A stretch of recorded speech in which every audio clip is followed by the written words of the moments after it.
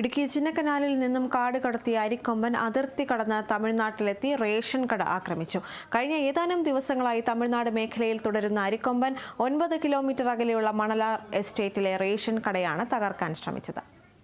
ചിന്നക്കനാലിൽ നിന്നും മയക്കുവെടി വെച്ച് പിടികൂടിയ അരിക്കൊമ്പനെ പെരിയാർ കടുവാ സങ്കേതത്തിൽ എത്തിച്ച് തുറന്നുവിട്ടെങ്കിലും ഇവിടെ നിന്നും അതിർത്തി കടന്ന് അരിക്കൊമ്പൻ മേഘമലയിലാണ് തമ്പടിച്ചിരിക്കുന്നത്. കഴിഞ്ഞ ഒരാഴ്ചയായി മേഘമലയിലുള്ള അരിക്കൊമ്പൻ നിരവധി തവണ എസ്റ്റേറ്റ് മേഖലകളിലേക്ക് ഇറങ്ങി.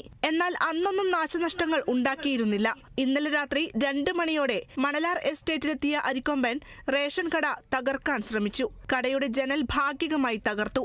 നാട്ടുകാർ ഒച്ചവെച്ചതിനെ തുടർന്ന് ഇവിടെ നിന്നും പിൻവാങ്ങി. പോകുന്ന വഴിയിൽ എസ്റ്റേറ്റ് ലയത്തിന്റെ വാതിലിൽ കൊമ്പുകൊണ്ട് കുത്തി. പിന്നീട് ഇവിടെ നിന്നും കാട് കയറി ജനവാസ മേഖലയിലേക്ക് ഇറങ്ങാൻ തുടങ്ങിയതോടെ അരിക്കൊമ്പൻ നിരീക്ഷണം ശക്തമാക്കുന്നതിന്റെ ഭാഗമായി തമിഴ്നാട് വനംവകുപ്പ് 30 അംഗ സംഘത്തെ ഇവിടെ നിയോഗിച്ചു.